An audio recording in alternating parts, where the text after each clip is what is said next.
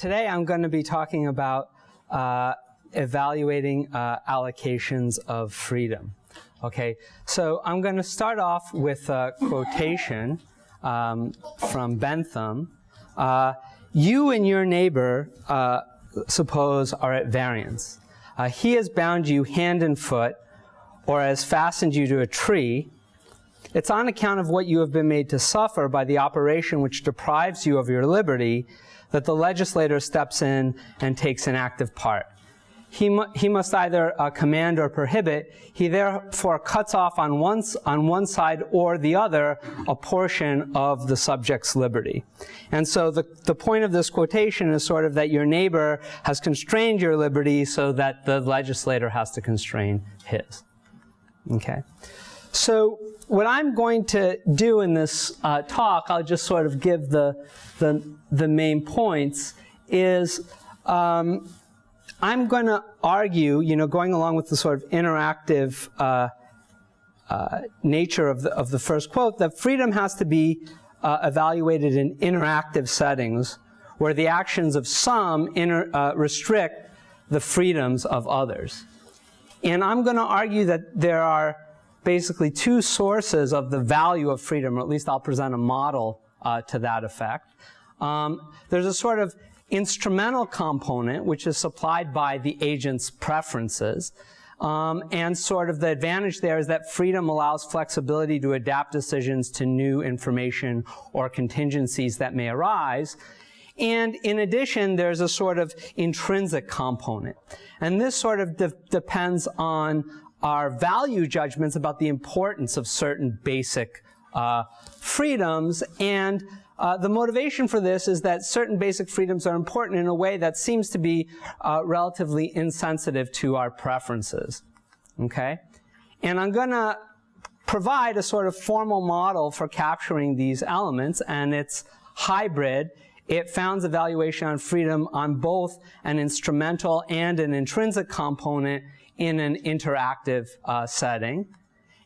And the model evaluates not just consequences, as in standard economic models, but it also it evaluates the procedural aspects of mechanisms.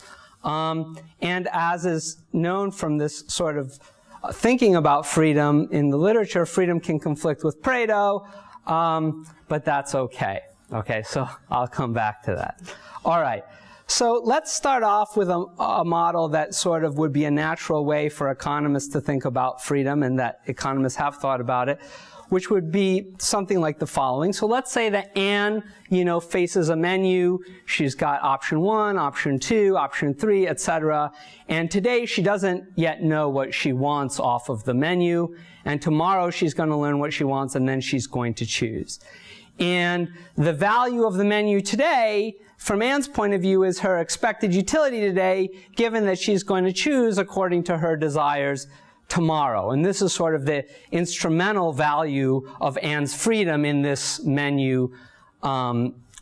And the reason I distinguish between, today or tomorrow is because I want there to be room between when we evaluate something and when we know our preferences, because that's where the flexibility, comes in. That's why the flexibility is important. Okay? So how can we extend this kind of thinking to an interactive framework? So let's say that today, two agents do not yet know what they're going to want tomorrow. And tomorrow, both of them are going to make decisions. And that the decision that each agent makes affects the options that the others have. And so how do we evaluate freedom inherent in such an interaction, right? Like in the first Bentham quote, where my neighbor restricts my freedom. So let's think of a more concrete example. So let's say that Anne has a bicycle and it allows her to go to the store or it allows her to go to the theater. And if she owns the bicycle, then basically her menu is, well, I could stay home, I could go to the store, I could go to the theater. And she'll learn where she wants to go, tomorrow morning, so the bicycle gives her flexibility. Okay?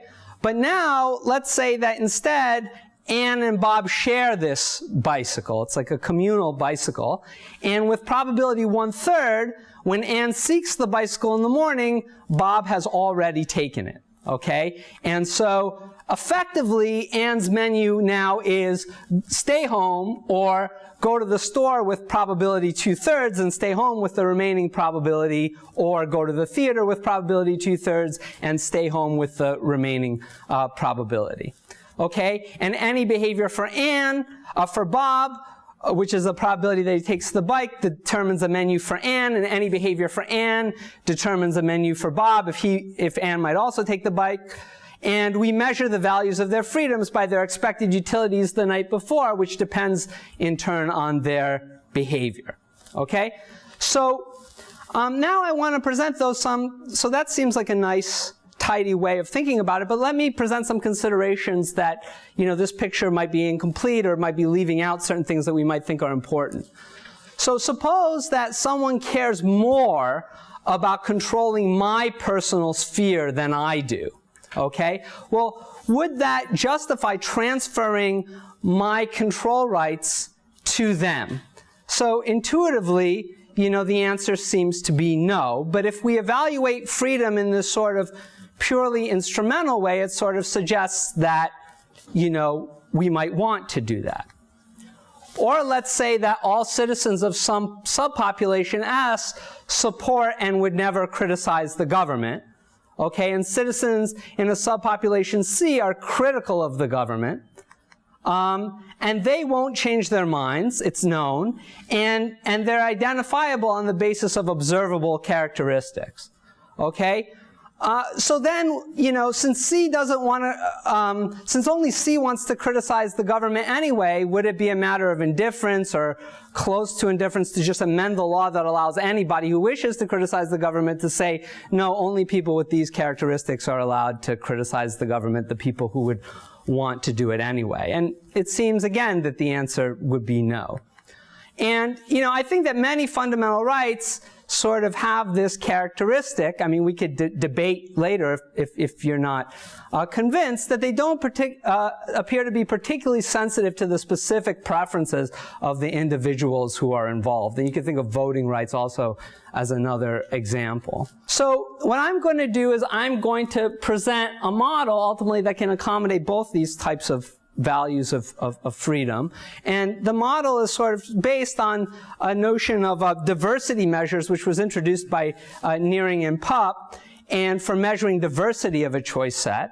And so, this deals with a sort of intrinsic component. So suppose that there are various attributes. It could be criticizing the government, celebrating Christmas, eating a vegetarian meal. And many actions share an attribute. So for example, I could criticize the government while delivering an introductory economics lecture, or I could criticize the government while someone else tries to deliver an unrelated lecture, or I could criticize the government in the town square. Okay? And let's say that lambda of A is just the value of having access to some option with attribute A. Okay? And that's the value that we assign to it. And the value of a menu is just basically the sum of these values of these attributes that we have access to in virtue of having this menu. Okay? Something on the menu has that attribute. So for example, if the relevant attributes are to criticize or to support the government, then one menu might be to attend a pro-government rally, to praise the government, or to go for a walk. And another might be to either attend a pro-government rally or an anti-government rally. So the value of the first menu is the value of being able to support, because all the actions are either supporting or neutral, and the value of the second menu is the sum of the value of supporting or criticizing. Okay, so one technical innovation of this paper is, as we saw in the original example, we're sort of going to need to allow for randomness in a specific way. And so I extend this to sort of random attributes, right? We can think of properties of lotteries over outcomes instead of lotteries of just attributes. So for example, medical care is available to me with probability 1. It's available to me with probability at least Q. It's available to me with at least the probability that it's available to anybody else.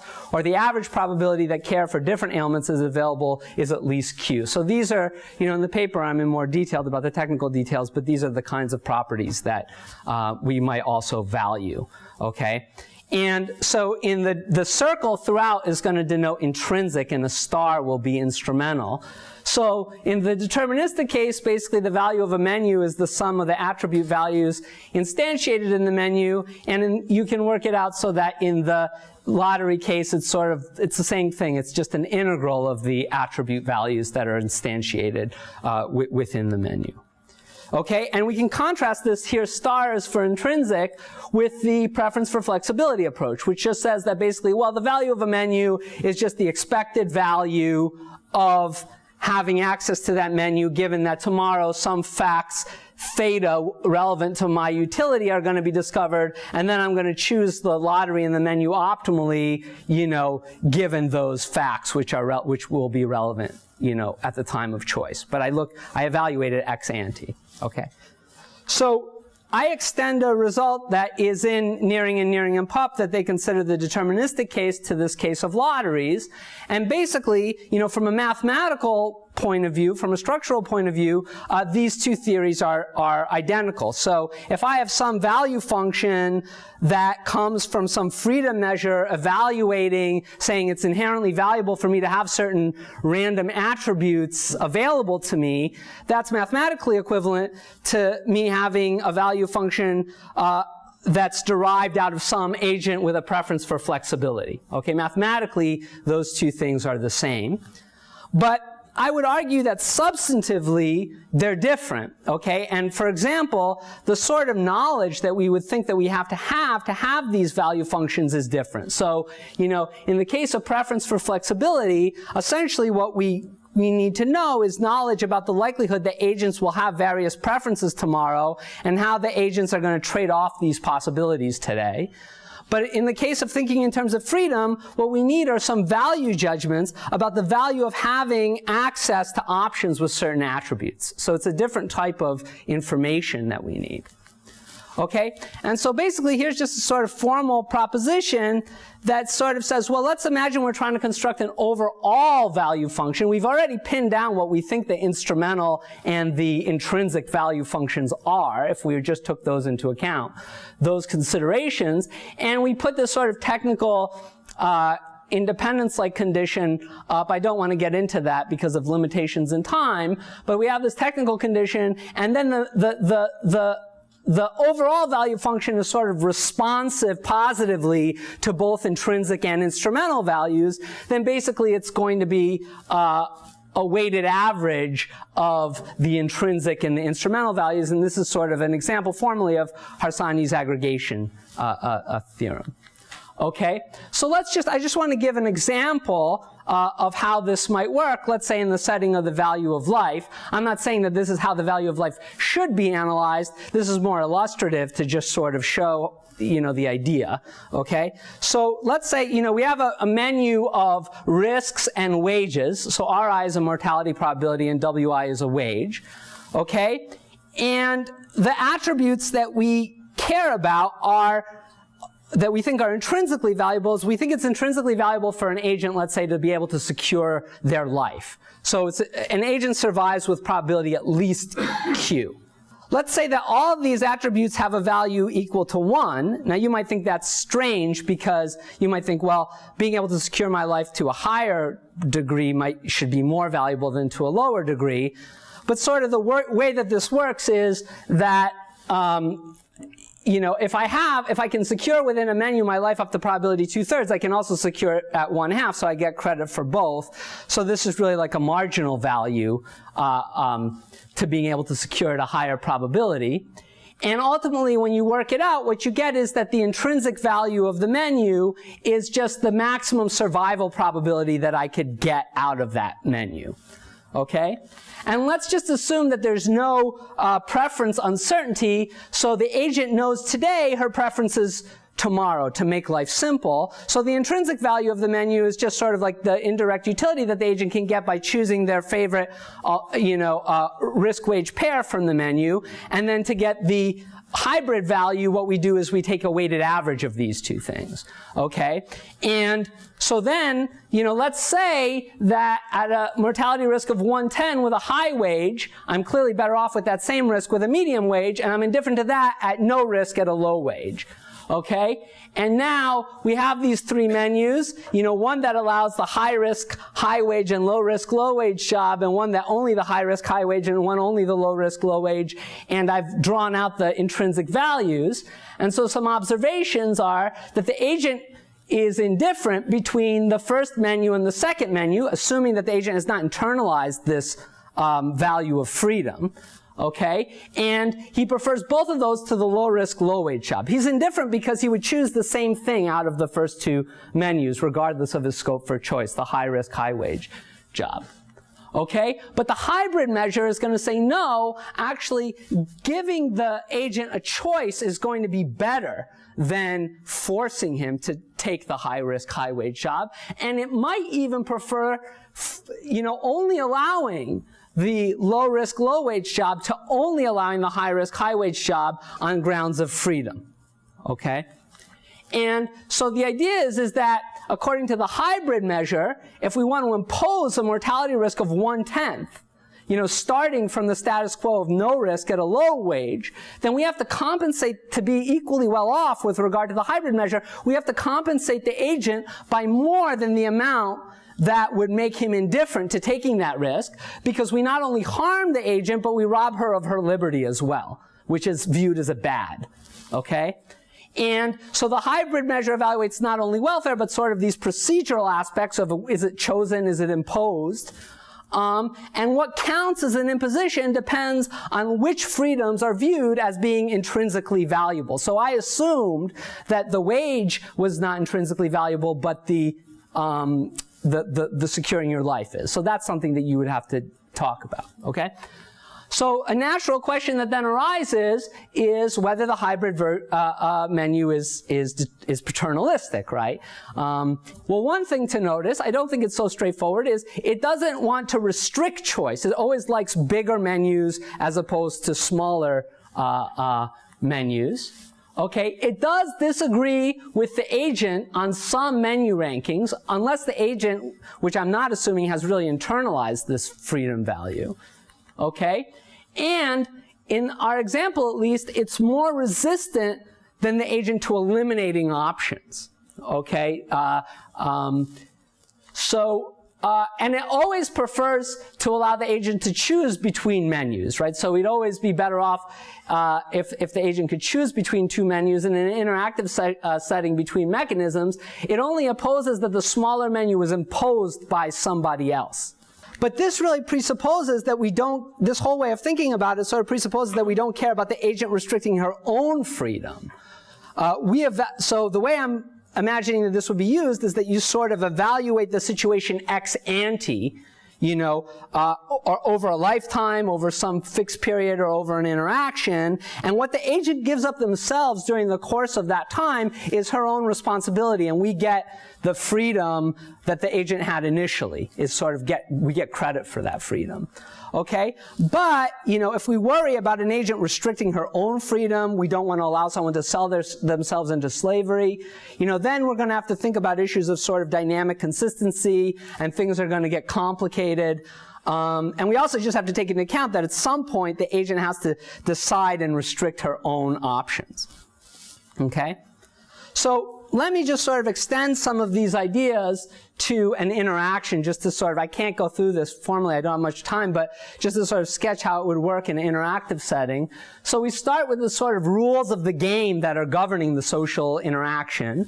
And we have behavior, which are strategies, and they depend on facts that each player discovers before play. So that, and basically, given the rules of the game and the behavior of everybody else, and if these sort of behaviors are in equilibrium, this will determine a kind of equilibrium menu for each agent. That is to say, let's assume that the idiosyncratic theta are independent across these agents, and these are the outcomes or lotteries that the agent can effectively choose from, given the behavior of the other people. Okay, so in the bicycle sharing game, if Bob's decision is executed before Ann's, and if Bob takes the probability with probability alpha, depending on how he feels that morning, then Ann's menu is, affected by that. Home, stay home with probability 1 minus alpha, or go to the theater with probability 1 minus alpha. Okay? And basically, we can define again a weighted average of social interactions, just like we did a weighted average of menus. I don't have time to go into the details.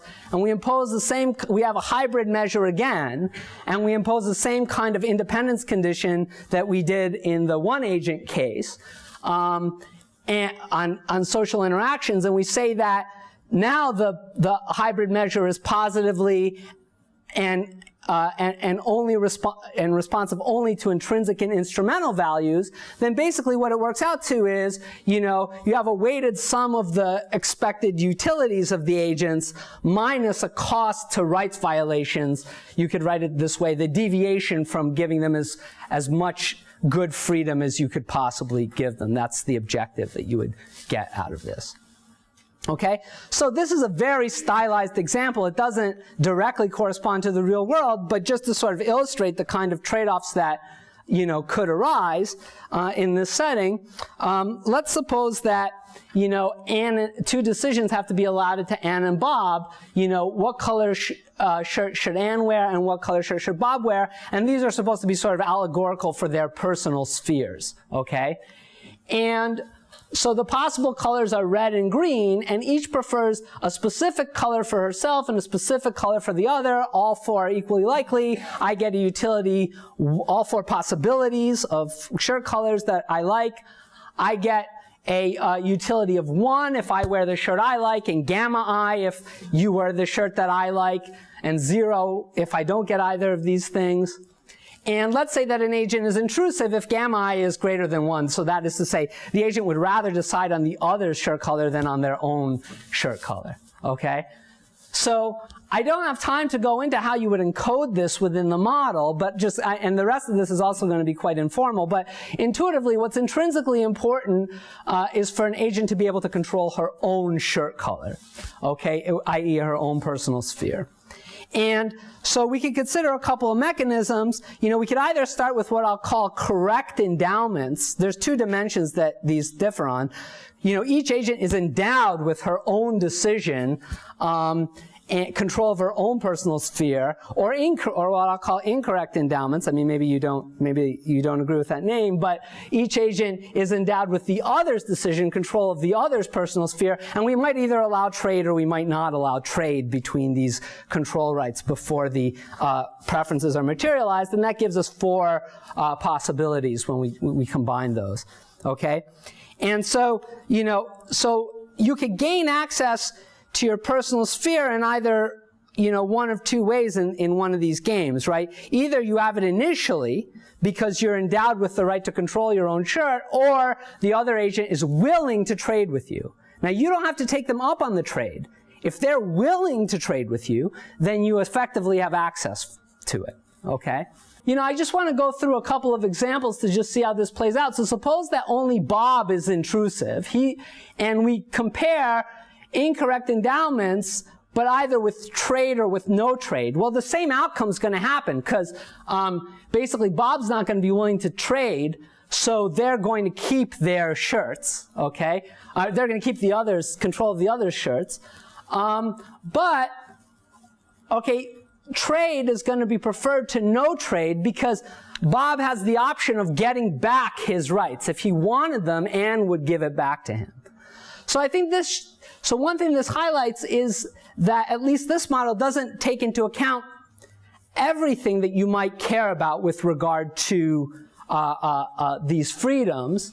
So what's nice, I think, is that the model in this interactive setting, again, is evaluating these procedural aspects and not just the outcome, but we're not distinguishing now some relevant aspects, such as why Bob could control his personal sphere. Could he control his personal sphere because he's originally endowed with the decision?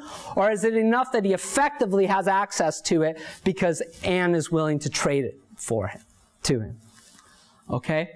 Now, if we think about the case where they're both intrusive, then, we're indifferent between having trade or not if we have incorrect endowments, because neither is going to be willing to give up the control to the other.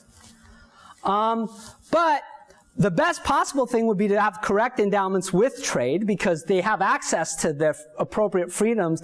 And I think this is intuitively what we would think would be best. They have access to the appropriate freedoms we think they should have, and they'll also get the outcome that they want because they'll trade these freedoms.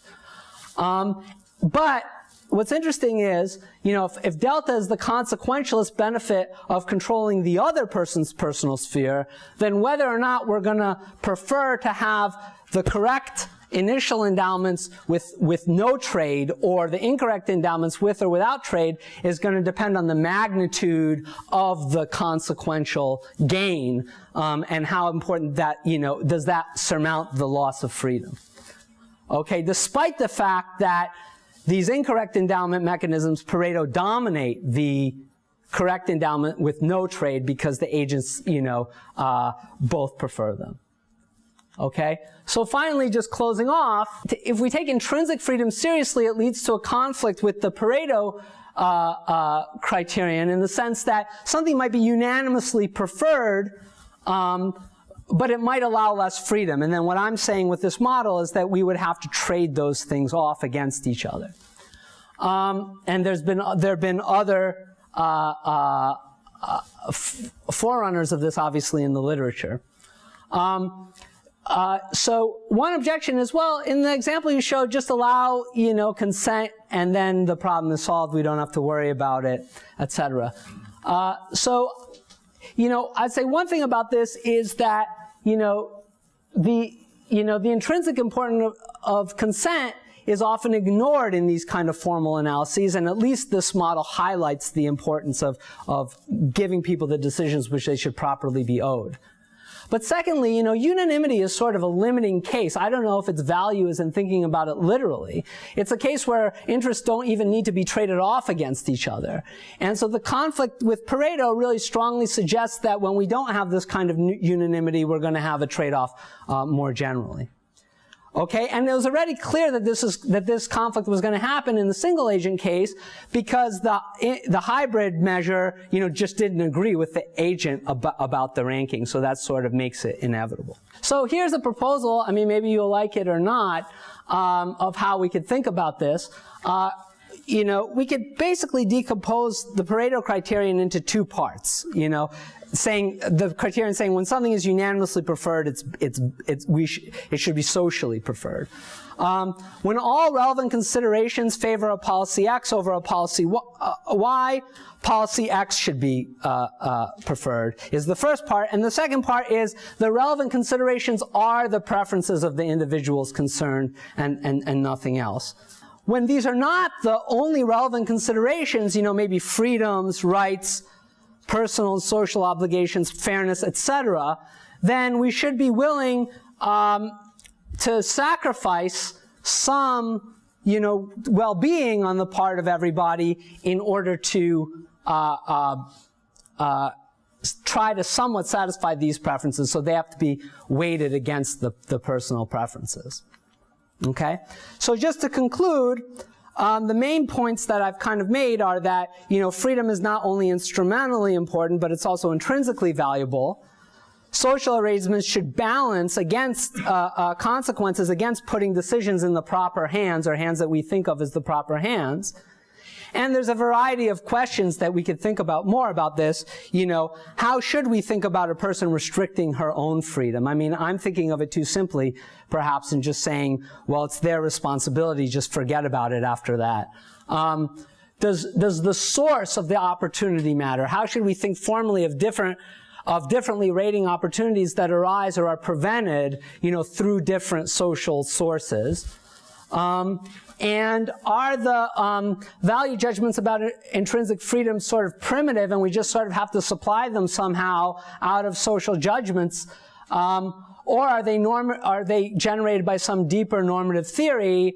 And if the latter, though, how much guidance can such a normative theory actually provide on substantive weights to be placed on different freedoms? Okay, so that's all I have basically.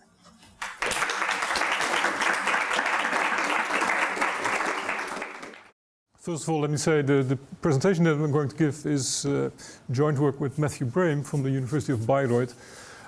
It's part of a series of papers on the analysis of responsibility. And as such, the term freedom does not appear, I think, I'm not entirely sure, but I don't think it appears in the paper itself, although this presentation here is listed as belonging to the theme of freedom. But there's a rationale to that, and that is that the paper is about what I take and what others have argued to be one source of the value of freedom, and that is the responsibility it constitutes. And I was interested in this particular argument for the value of freedom. I was interested in this particular argument, and as a result of this interest, these papers about the analysis of freedom, of responsibility, have emerged.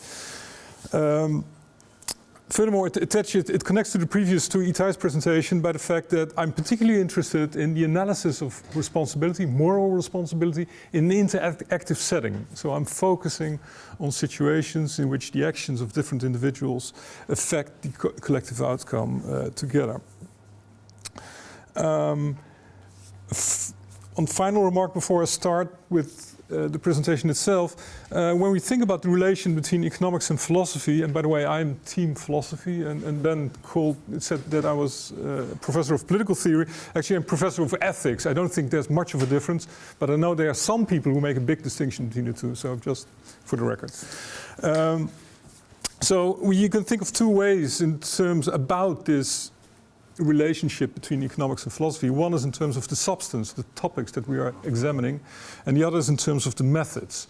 So actually, I think what I will be presenting here is really a proper philosophy paper, but the analysis is conducted with tools from economics, with game theoretic tools, and with some formal analysis, which I've borrowed from the economists. Okay, let's start. So what will I be doing? I will be talking about the many hands problem. And the many hands problem, as you are well aware, is a situation in which individuals, or the actions of different individuals, affect a certain outcome in such a way that it becomes difficult to ascertain who is to be held responsible for features of the outcome. I'm going to analyze the many hands problem, and that's the first part. I'm going to say a little bit about this, and I'm going to argue that there are basically two fundamental features of this many hands problem, and those are the two features which we call fragmentation on the one hand side, and the possibility of so-called responsibility voids on the other side. Those two features are the two features that the paper is focusing upon. In order to explain what we are doing, I have to say more about the concept of responsibility that we are invoking. As you may well know, there are many different theories and different ideas about the nature of moral responsibility. I'm going to say a little bit about the way we are going to do this. Then there's a restriction, an idealization. The analysis makes some pretty strong idealization assumption, which I'm going to explain. And then the fourth part, I'm going to say a little bit about the framework. It says that tripartite framework, that's a typo. It should be simply the framework, the formal framework. I'm going to say a little bit about it. I'm not going to give too many details, but to give you an idea of how it looks like. Then I'm going to present three properties, or three conditions, if you like, for multi-agent decision mechanisms. And then I'm going to present the main result, which is a result, as we argue in the paper, about the many hands problem. And I'm going to conclude with some remarks about the implications of the result. So when we think about the many hands problem, we are talking about outcomes that we bring about in situations in which the actions of different individuals are interwoven with each other, as a result of which these outcomes are the result indeed of these different actions of these individuals. And typical examples used nowadays, financial crisis, environmental issues, are typical phenomena which are considered to be instances of the many hands problem. And when we think about the many hands problem, given the fact that there's this interactive setting, the fact that these different contributions or these different individual actions contribute in different ways to the collective outcome, creates a problem for the allocation of responsibility. Who is to be held responsible? And the question that we are focusing upon in this paper is the question, to what extent we can say a little bit about how the institutional context in which these individuals interact with each other, how the institutional context will affect the verdict about responsibility, how the institutional context will affect the allocation of responsibility. And as I said, there are two issues involved when we think about, at least that's what we argue, there are two issues involved when we think about many hands problems. The first problem is what we call the possibility of responsibility voids. And those are situations in which, regardless of the involvement of each individual in question in bringing about a certain collective outcome, no individual can be held responsible. So it's clear that some collective outcome emerged as a result of the interactions of these different individuals. We cannot say that any of the individual is responsible for the outcome. So that's the first feature or possibility that we discuss when we think about the many hands problem. And the second feature, or the second possibility, is the fact that, given the fact that there are these different individuals interacting with each other, it can be the case that individuals are responsible for different features of the outcome. So it need not be the case that all individuals who are responsible for the very same features of the outcome. So the fragmentation of responsibility is one reason why many hands problem yield these questions, why it may be difficult to ascertain who's to be held responsible, because different individuals may be responsible for different features of the outcome. And to give you an idea, think of a typical voting context. Say there's a committee who has to make a decision about 4 alternatives, and it is the case that all members of the committee agree that alternative Q is the worst outcome. They don't want this. But then the rest, the committee has different views about the other 3 alternatives, X, Y, and Z. And suppose it's the case that these committee members have preferences which coincide with the voting paradox. So there's this cycle, and also suppose that they use the majority method. Then it really depends on the tie-breaking mechanism which alternative will be the final outcome. Now suppose it's the case that the tie-breaking mechanism is the one in which the status quo will be chosen if there's a voting cycle, right? And now suppose also it's the case that Q is the status quo. Then it could be the case that in this particular example, if they vote sincerely, say, so they vote according to their preferences, which happens to constitute a voting cycle, that Q, the status quo, will be the final outcome, even though each of the individuals reject Q and think it's the worst possible outcome. That could be an instance, let me be cautious here, but that could be an instance of a responsibility void. The individuals voted as they did, none of them agreed with the choice of Q. They voted for X, Y, or Z, and they gave their preferences. And yet Q is the outcome. So that would be an example of a responsibility void. How do we, what possible alternatives are there to such a situation? Well, we can think of different tie-breaking mechanisms. Suppose, for instance, that a chair would break a tie. It would not be the status quo rule, but the chair would break a tie. Then in this particular case, say person 1 is the chair, and suppose that person 1, the chair, prefers alternative X, X would be the outcome. But then it can be shown that the chair is responsible for more features of the outcome than the other individuals are. So in this particular case, if those are the only 2 tie-breaking mechanisms, you either have a void or you have fragmented responsibility. Some individual, the chair in this particular case, is more responsible for features of the outcome than other individuals. Now the 2 problems are, as I said, different aspects of the problem of many hands, the many hands problem. And we are going to examine these 2 features or these 2 possibilities in combination, and the main result shows that under suitable conditions, voids and fragmentations are logically dependent. So the possibilities of voids and the possibilities of fragmentations are not independent issues. And then the question is related to are there institutional safeguards against responsibility voids and fragmentation? One side remark, our analysis is slightly old-fashioned. Slightly is a bit of an understatement compared to what's said on the slide, but it's old-fashioned in the sense that we are not talking about the possibility for a group to be responsible for the outcome. So we're not talking about the responsibility of groups or collectives, except for this in the sense that the group is responsible to the extent to which it can be reduced to responsibility of the individuals. So we're talking about a purely individualistic account of responsibility. If you bring in the notion of collective or group responsibility, things may be different.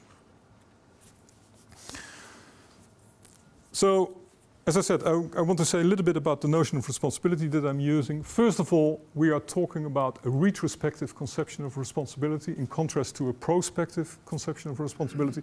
Retrospective conception of responsibility concerns those situations, those cases, something has happened, there's a certain result that came about, and we want to know who's responsible for that outcome or for certain features of the outcome. So it's responsibility about what happened in the past, and it's not, say, the obligations that we have towards, say, our students, or the responsibility that we have towards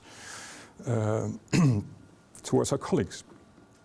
In the latter case, prospective responsibility refer to duties that we have, the obligations that we have, and that's a different kind of responsibility notion. There are different accounts of the conditions under which a person can be held responsible. We use a theory of responsibility that refers to three necessary conditions which together are taken to be sufficient for assigning responsibility. And roughly they are as follows. The first one says that we can only say that the person is responsibility if a certain agency condition is fulfilled, is satisfied. And there should be some, and usually this agency condition is translated in, or described in terms of a certain minimal degree of autonomy that should be shared by the individuals at hand.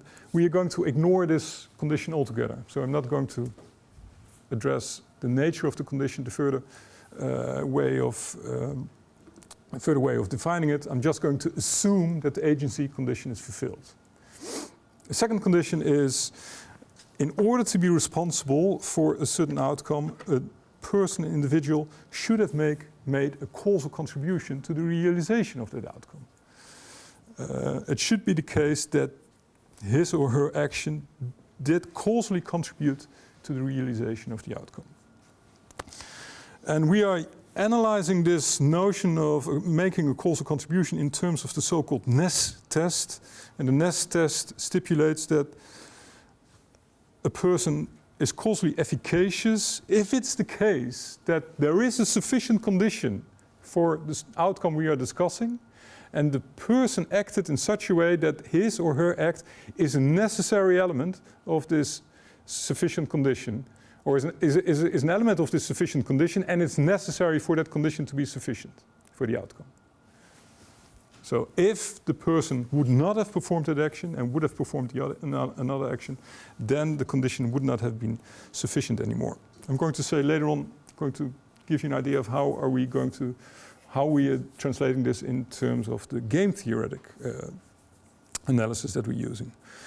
Third condition is what we call the condition of having a reasonable alternative. There should be an avoidance potential. In order to be responsible for the realization of a certain outcome, it should be the case that you had an alternative, and it should also be the case that at least one of those alternative courses of action available to you was a reasonable one. That is, that it's really legitimate to say that you could have performed that action. So the bank teller who hands over the money to the robbers, we will not say that she is to be blamed for doing so, and we will not do so because she didn't have a reasonable alternative. She did have an alternative, but it's not reasonable to say that she should have given the money.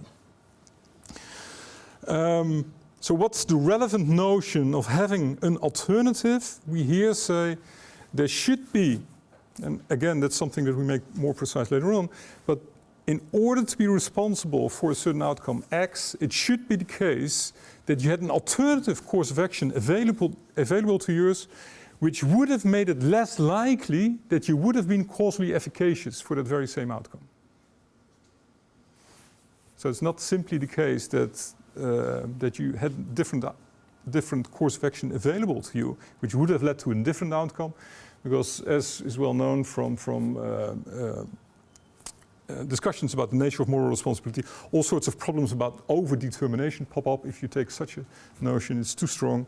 So what we say is that you should have had an action available to you which would have had a lower ex ante probability of you being causally efficacious for that very same outcome.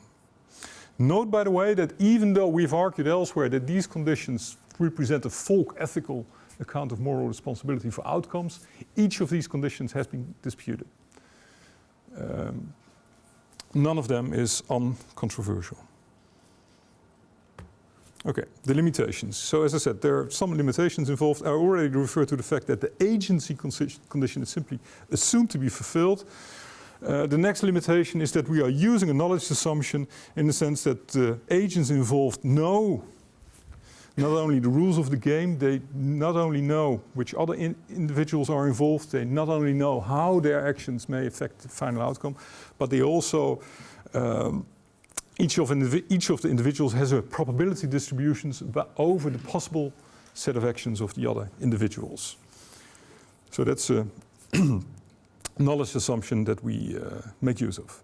Third limitation is, just as in the case of the agency condition, we ignore the issue that there may be alternatives which are not reasonable and simply assume that all alternatives, all strategies available to the individuals are reasonable ones. In fact, it doesn't undermine the result itself. It's just this is an assumption which is made to make it technically slightly easier, but it really doesn't affect the analysis as such. Then the framework, how are we doing it? How are we going to analyze it? Well, we are using what we call responsibility games, and that's a game form. So we're using game forms, and a game form is specification of the individuals, the outcomes, the strategies available to them, but not a specification of their preferences. But we do assume that there's a probability distribution for each individual over the set of possible outcomes, over the set of possible strategies of the other individuals. So that's the technical framework or the game theoretic framework that we're using. Second thing to be pointed out is that we talk about outcomes and their features. We are talking about these outcomes in the same way, roughly in the same way as Itai has done. We talk about outcomes, and the features of those outcomes are considered to be the subsets of those outcomes. So we are talking about features as subsets of outcomes. The causal contribution, the nest test, which I just described formally, can then be defined in terms of this game theoretic machinery by saying that an individual is a nest test for a certain feature of outcome, say A, if is a nest condition for, given a play of the game form, a person is a nest condition for the realization of feature A, if it's indeed the case that A, or the outcome of that particular play, belongs to A, and if it's the case that the individual had an alternative strategy which could have led to an outcome outside of A. So it's a rather straightforward translation of the nest test in terms of the game theoretic framework. For those of you who are familiar with the terminology, you can also say that you are a nest condition for a feature if you're alpha effective for it, and you're also not alpha, and you're also alpha effective for at least some set which is not a subset of A. There are three conditions that we are examining when we talk about these institutional frameworks and the fact that of these institutional frameworks on responsibility assignment. First of all, we are considering situations in which it is indeed the case that the collective outcome is a result of the input of different individuals. It's not the case that one individual had the opportunity to force any possible outcome. So that's a condition of non-dictatorship. And then there are two conditions. The second one is the negation of fragmentation. Is it possible? And if so, it says here uniformity in the paper. In the last version of the paper, it's called completeness. We are still hesitating about the right label. But, no, forget this. It's uniformity here. All individuals that are responsible for some feature of the outcome are responsible for the very same features. So an allocation is uniform if there's no fragmentation. If you're responsible for some feature of the outcome, then all of the individuals who are responsible for the very same are responsible for the very same features of the outcome. And the third one, that's the completeness. There's an absence of responsibility voids. There are no responsibility voids. So those are three properties or three conditions that you could think of imposing on multi-agent decision mechanisms. And then the main result states that it cannot be done. You cannot combine the three properties. So if a responsibility game is uniform and complete, then it is bound to be dictatorial. So what is the upshot of this? What does this mean for the analysis?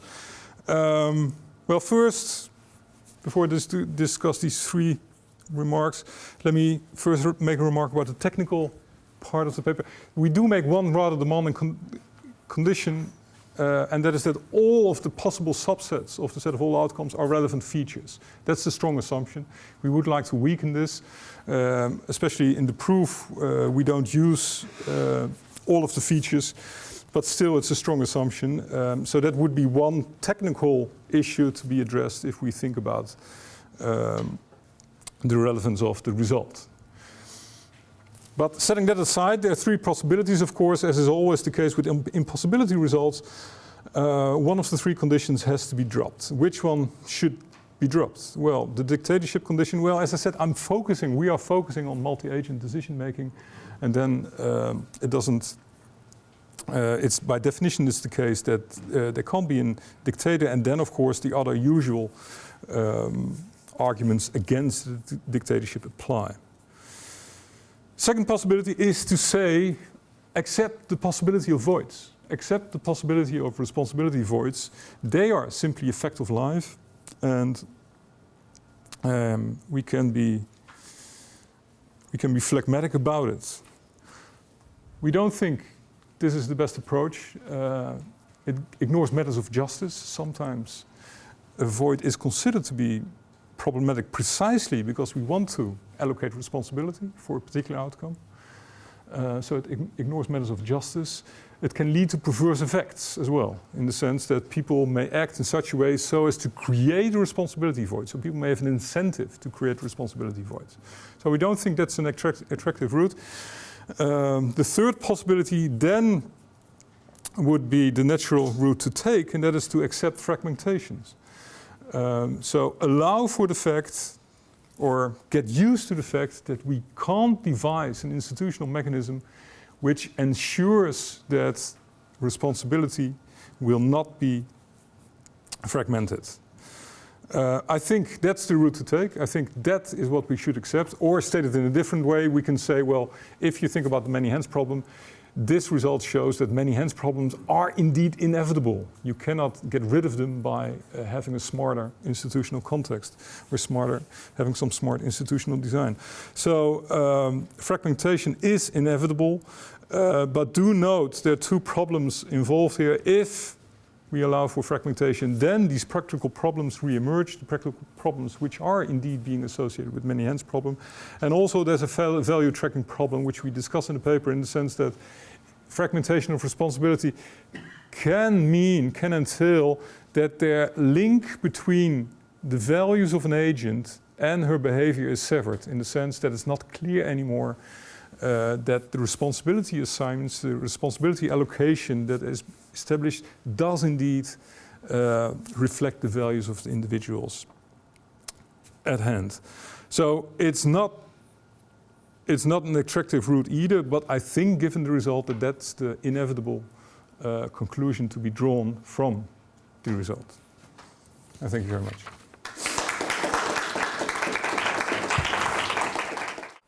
You went very quickly through the idea that there might be an intrinsic value to freedom without saying very much what the foundation for that premise is. You gave an example where there's a group of people who never criticize the government. So on instrumental grounds, why don't we just remove their right to criticize the government? That's not going to affect anybody's welfare.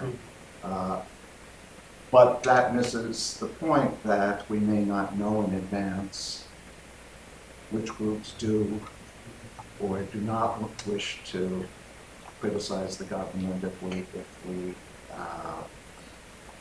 started taking away groups' rights. We might make mistakes, or worse yet, their preferences might change.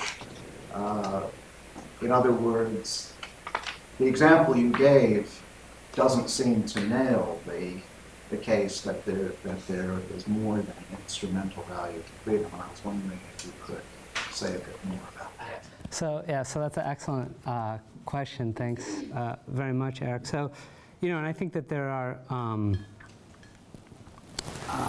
a couple of issues there. So, on the one hand, if we think about these kind of, so there's two issues I think in the background of your question, if I understood. One is, if there are these intrinsic values, then what really is their source?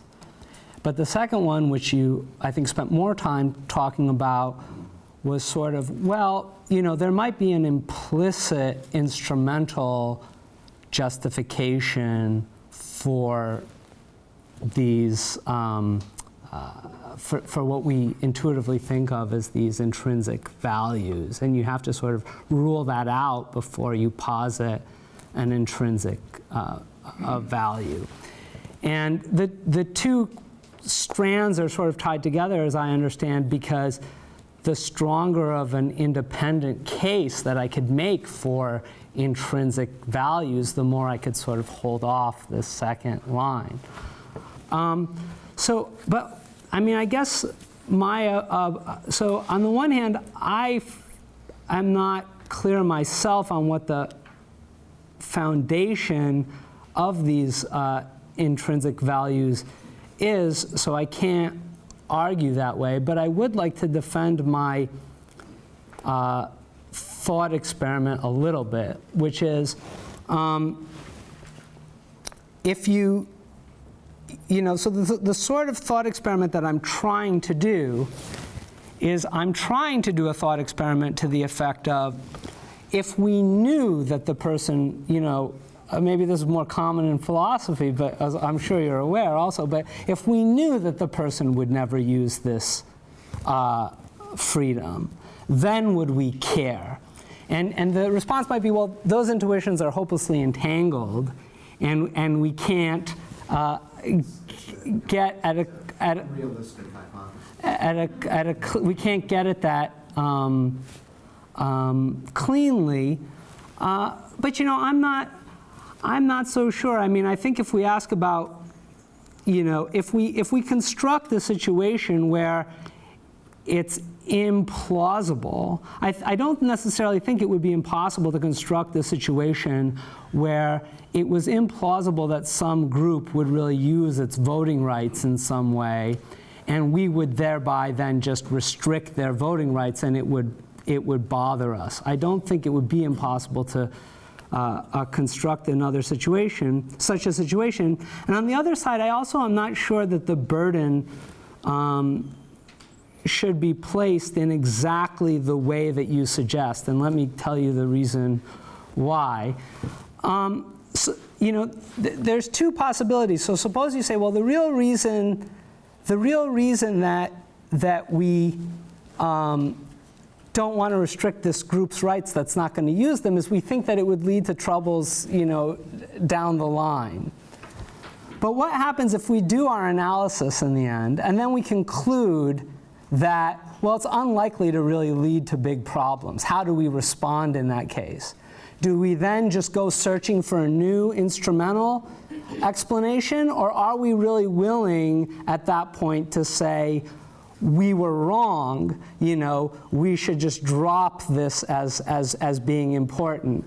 And I sort of have maybe a stronger intuition on that if a particular, consequentialist explanation that we try on some of these things doesn't work, we're not going to say, I mean, maybe you disagree, but I think sometimes we're not going to say that we were wrong. We'll either search for a different consequential explanation, or we will reject that kind of a search. And if that's right, then I think that does provide some foothold for these intrinsic values.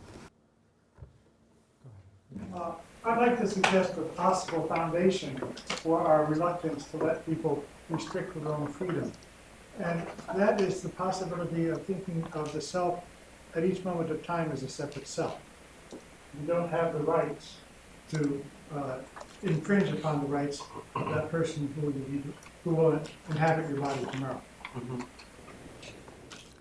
Yeah, although I think, though, that in terms of providing a foundation for intrinsic freedoms, generally, if I understood your explanation correctly, it posited sort of rights as part of the explanation.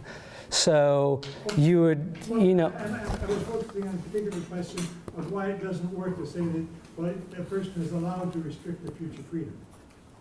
Right. I mean, I think that's right. So that's another issue that came up in the talk is the question of whether a person should have the authority to restrict their future freedom, and if I sort of waive my freedom in exchange for something else today, whether we should evaluate that situation as though, no freedom was violated, or whether. And so you're suggesting an attractive foundation for trying to take a position on that. I sort of tend to find that both of those, both of the sides can lead to some problems, and both sides are sort of attractive in certain ways. Yeah. Oh, sure. I just have a couple of questions for Martin about the responsibility conditions. I don't know, you mentioned that they're open to dispute, so is it fair game to at least ask a few questions about them? I guess just because it seems relevant to figure out how frequent responsibility voids are going to be. So one, let's set aside the first condition, which seems unproblematic to me. But the second condition on causal relevance and how you sort of understand that. So do you allow for failures to prevent outcomes as counting as being causally relevant to outcomes? Because that seems important in the sense that there are cases where agents seem, we want to hold them responsible even though they didn't bring it about, but nevertheless they were in a position to prevent it. Right? On this account, omissions also. Yeah. And then the third condition on the avoidance condition. So one issue is whether or not it's relative to the knowledge of the agent or not, or the beliefs of the agent. Because you mentioned blameworthiness, and certainly we can often blame agents, even if unbeknownst to them, they didn't have any feasible alternatives, right? So you can imagine a case where somebody, they are faced with the choice of doing one action which they know will harm somebody, and they have another range of options. They believe that actually their other options are okay, but they just disregard them and harm the person anyway. Yeah. That's a case where, relative to their beliefs, they did have available options, but relative to the world, they didn't. Yeah. And yet it seems that doesn't, we want to blame them, we want to hold them responsible in that sort of case. No, you're absolutely right. Not in this paper, but in the other paper, in an earlier paper, we argued that the epistemic condition refers to justified beliefs. So they may be untrue, they may be false, but if you have a justified belief, then the responsibility mechanism kicks in. And I should also say that in certain cases, I ignored this here. In certain cases, it could be the case, even though you had justified belief that something didn't occur, you should have known, right? That it could have occurred, etc. So that's also a relevant consideration, which we, in this paper, put between brackets. Yeah. Also to Martin, on the issue of fragmentation, a very real-life situation.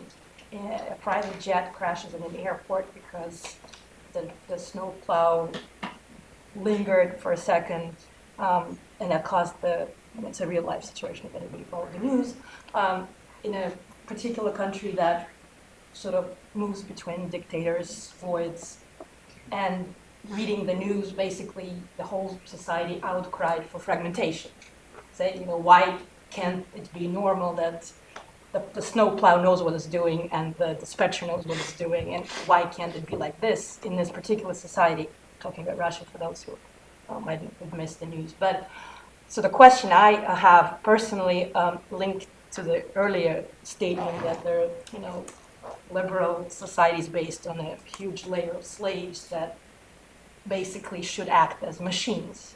So my question on that sort of fragmentation route that you think is possibly the best alternative, how different in those cases would individuals be from machines that are programmed to do certain things? Because in this particular case, anybody says, well, that person reacted to something, he displayed creativity.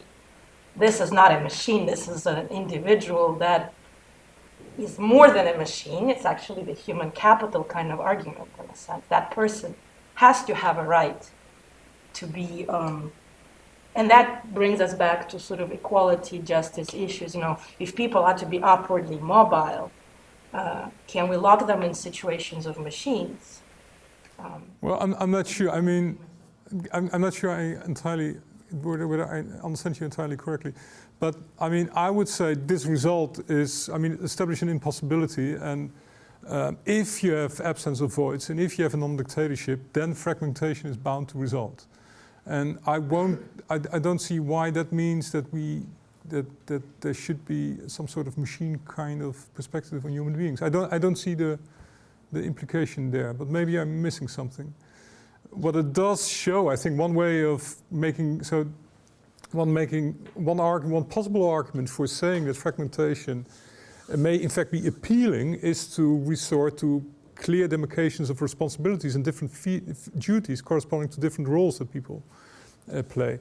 But that could be one way of really positively defending fragmentation, but I don't see why that would be I don't see why that would entail this kind of perspective on what kind of creatures we are. I don't understand.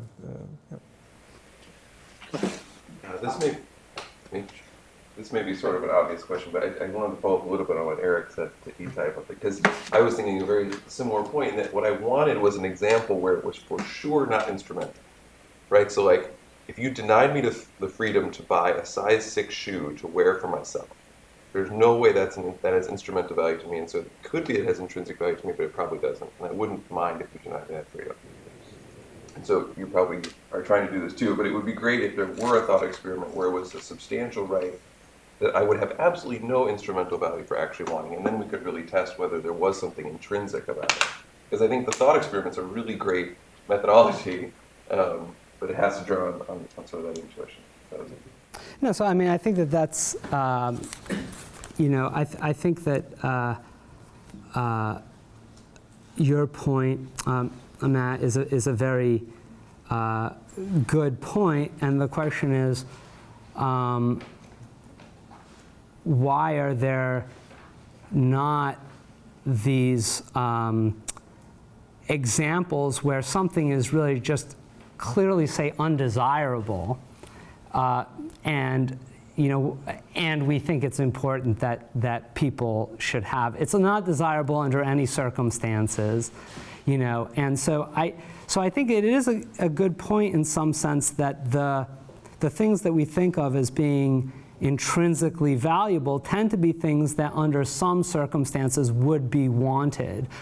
But the intuition that I was trying to push was not really that you could find something that would make that kind of a separation, but rather that I don't think that the sensitivity of the value of those rights don't seem to me, our thought that those things are valuable don't seem to me to be sufficiently sensitive to people's desires. So it just doesn't detract much from those rights sometimes if we find out that we take away voting rights from a group of we should then say, well, let's say that we know that there's a part of the population that really wants to vote, and another part of the population that doesn't really care to vote.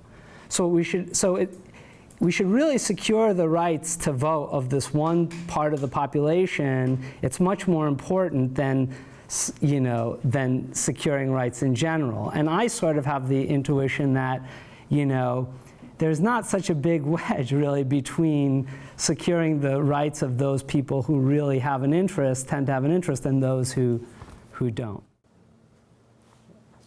This is a footnote to Professor Berry's question about the conditions for responsibility. I'm okay with agency. I'm okay with having some reasonable alternative. But it seems to me. But I think for responsibility, we should drop the causal condition and make it a counterfactual dependence in the Lewis sense. So it's, what do I make a difference?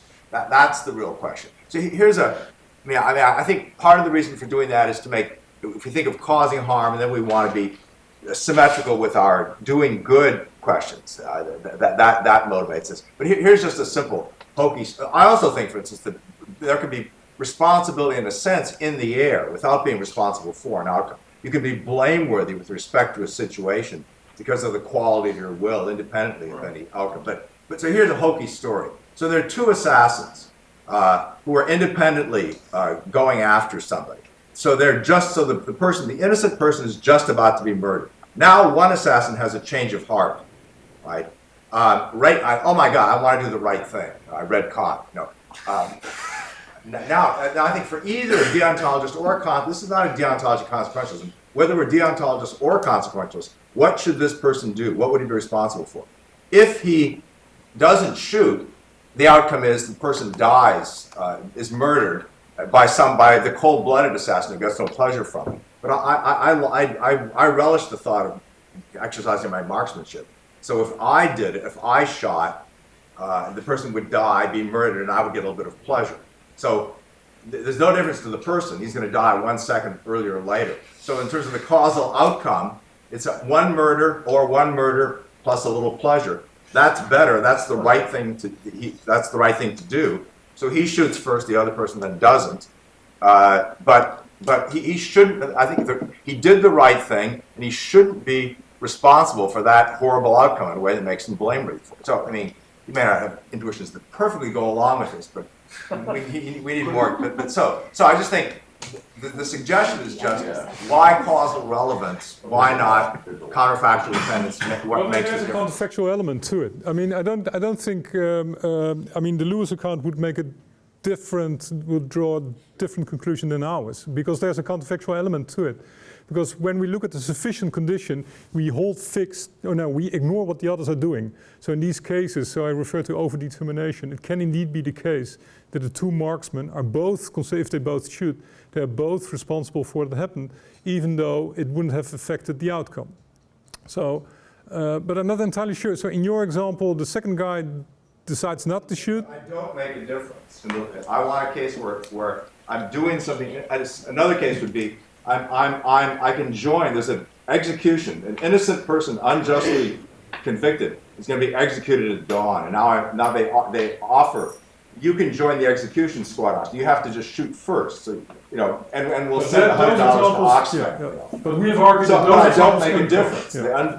The unjust execution will go forward anyway, even though I'm causing. It's my bullet that causes the death. Okay, but we have argued in those. So you're saying you're not responsible in those cases? Yep. Okay, so then we have. I'm a responsible agent. I'm doing the right thing. I'm not responsible for the horrible outcome because I'm not making a difference. Yeah, and we argue you do make a difference. So in the sense, in this counterfactual world in which the other wouldn't have fired, your shooting is in itself a sufficient condition. So therefore you are morally responsible. So there's I mean there are these funny examples in the moral, so you can make it even more complicated, right? So suppose this guy is being poisoned by another guy, and an hour later, so this poison is deadly, and an hour later I shoot the guy. So he would have been killed anyhow. Now the question is whether the shooter is also responsible. Now to analyze these cases, we do invoke these counterfactuals. I'm confused. We need to have a beer. So, we need to have a beer to talk about. okay. Yeah. So I just want to throw one more comment to the part of intrinsic value of freedom, which is obviously a tough question that many people have thought about, but it seems to me that the kinds of freedoms that we recoil most from taking away from people are the kind of general purpose freedoms that are not easily associated with some particular action, in fact, such as the freedom to vote. Yes, there's many people out there who never vote. But the point of voting is to have a right in the democratic process, which can mean a lot of things that are very important. So the potential to vote, even if you don't vote, can be important. So if you didn't vote, you could become disenfranchised, no more transfers will be made to you, blah, blah, blah. So these are the kinds of rights, maybe, that we really care about, even if, you know, on a daily basis we don't go out and vote and we don't care about politics. But if we took it away from us, you know, it would take away a broad range, potentially a broad range thing that we care about. So that was just a thought. So yeah, I'll say I'm very sympathetic with your view, although I don't know whether your view supports me or supports the people who are trying to come up with an intrinsic and instrumental explanation for these things. Hi, Amanda Green, and my question is for Itai. So on page 39 of your paper, you're talking about Pareto improvements and the way in which your calculus is meant to capture the way that losses of freedom or violations of rights to consent aren't always to be overridden by Pareto improvements. And the way you discuss it there made me want to ask you to say a little bit more about how you're thinking about commensurability. So you say, generally the question is, if the only way to achieve a Pareto improvement is to impose it, sacrificing a right to consent that we think agents ought to have, should we realize the improvement? And then you say, if the Pareto improvement is sufficiently small, the answer should be no, or at least that's what I want my calculus to capture. Right. So does that mean that one upshot of your project is that we're going to have very fine-grained abilities to compare how we're weighing these two kinds of things, such that, so what I'm worried about from a sort of philosophical perspective is that we're going to be able to so precisely compare freedom and welfare, or freedom and efficiency, which are things your project wants to enable us to make fruitful comparisons. Once we commensurate them such that we can make really fine-grained comparisons and judgments about trade-offs, doesn't that imply that we are putting them all on one scale? And might we then lose the distinctness of the three things? Well, I mean, I think, you know, there's a couple of separate issues. So I think one issue is, you know, I also wrote somewhere else in my paper that, you know, one issue is sort of like whether we can make complete comparisons between, you know, freedoms and, say, welfare. And the other question is really whether we can, a weaker question would sort of be whether we can make some substantive comparisons between, you know, freedom and welfare, trade them off in some cases.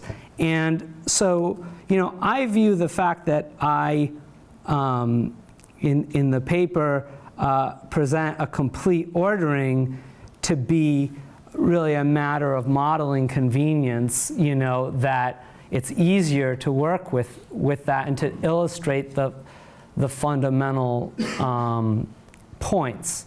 So what I really think is that it's, you know, ultimately this depends on being able to make some value judgments in which we're able to decide, you know, what's more important in certain cases. In certain cases, the freedoms are more important, or in certain cases, the welfare is more important.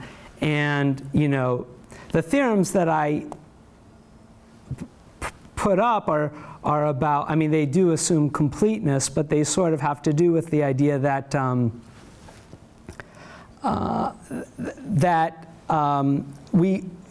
we have some way of making value judgments that's positively responsive to those things. Now, in the last part of your question, I don't think that being able to make judgments about what's more important, you know, this freedom or that person's welfare, conflates the two things. We can continue to view them as separate, but it sort of comes out of a rational pressure to make judgments in certain decisions about what we should do. I mean, there is this rational pressure, I think, to commensurate these different things. So I don't think that being able to supply such judgment in and of itself collapses these different values.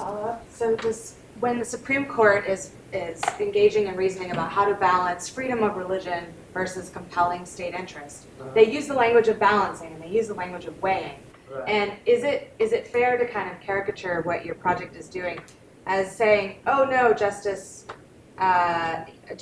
you're wrong about how you've compared these two. And I have a positive calculus that's fairly objective to be able to say, you've balanced, you've weighed them incorrectly. Well, I think that one very difficult question, so I'm just giving you a calculus for reasoning about these things, but it's conditional on certain judgments being supplied. So on the instrumental side, those judgments have, at least on the individual level, on the instrumental side, those judgments are supplied by the individual. In any event, we need implicitly at least some way of, even if we're not even concerned about these freedoms, we need implicitly in some way to make judgments about comparing the welfare of one person to the welfare of another person. So even before we go into intrinsic freedom, there's the question of, well, where are those comparisons going to come from? And ultimately, somebody is going to have to make that judgment. And I think that as a matter of principle, it's similar that we have to make such judgments about comparing, say, the violations of certain rights to the welfare of other people. I think that those are sort of similar problems. Sure, go ahead. Right, just taking up this point. I think there is a distinction, and that is that in one case you are valuing sets, in the other you are basing the value of sets on the elements of the sets. And it's and that's one reason why those philosophies which have been built on valuing sets as a primary and not derived from valuing the elements, end up with huge partial logics. And at best you say, well, slavery is bad. There's no philosophy that says slavery is good. You don't need that kind of machinery to, so I think that's one way of thinking. That something to tease out, you're saying that it's equally difficult. But people, there are ways of trying to tease out from people's behavior or asking them of the elements rather than the sets themselves. If you don't have any view of how you value the elements, it's really hard to build your moral theory on the sets. So, I think that's an excellent, I think that's an excellent question, but I will say a couple of things in defense. One is, I think that, first of all, we have to distinguish between whether we're making judgments within the individual or across individuals, because one question is just not about the complexity, which is what you bring up, but just the source of the judgment. We might think the individual is sovereign internally, but somebody's got to, or somehow we have to come up with a judgment across people. So I was trying to argue that at least on a qualitative level, they were similar in that regard, that we can't sort of use a revealed preference analysis to compare across people. Secondly, on the complexity, there's actually a theorem in the paper that says that the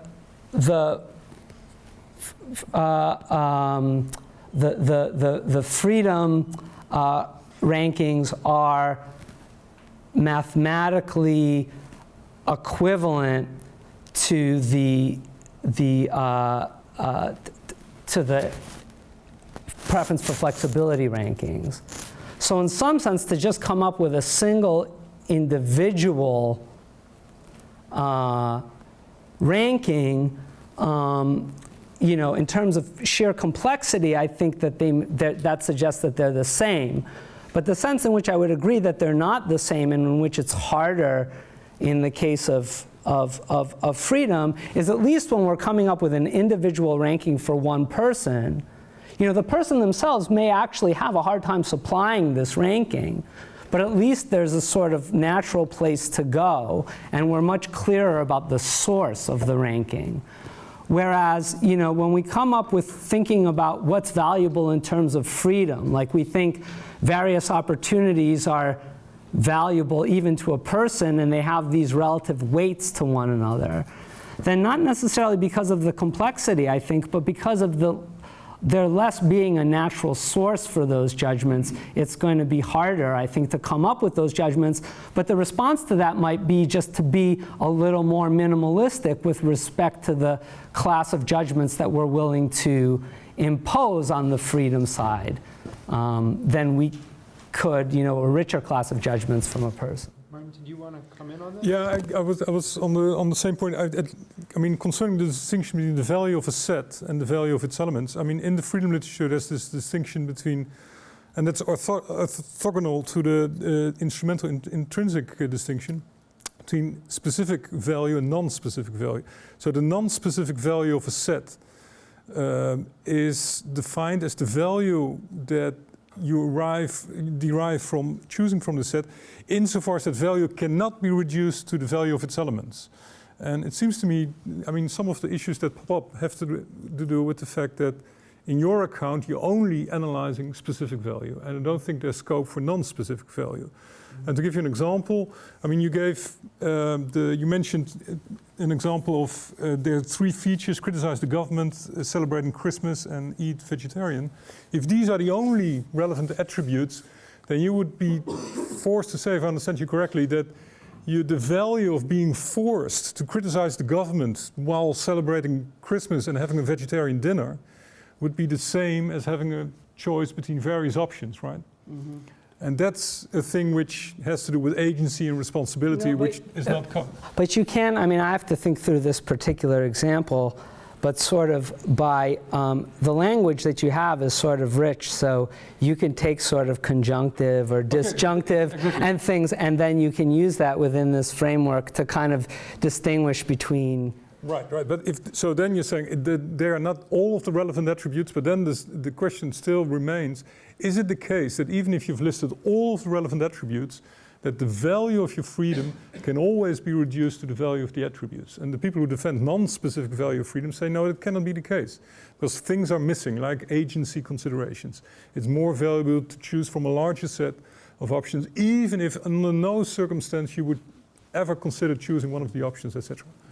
And so, I mean, I think that's important to keep that distinction in mind. Okay, on that note, I think we have to wrap up now.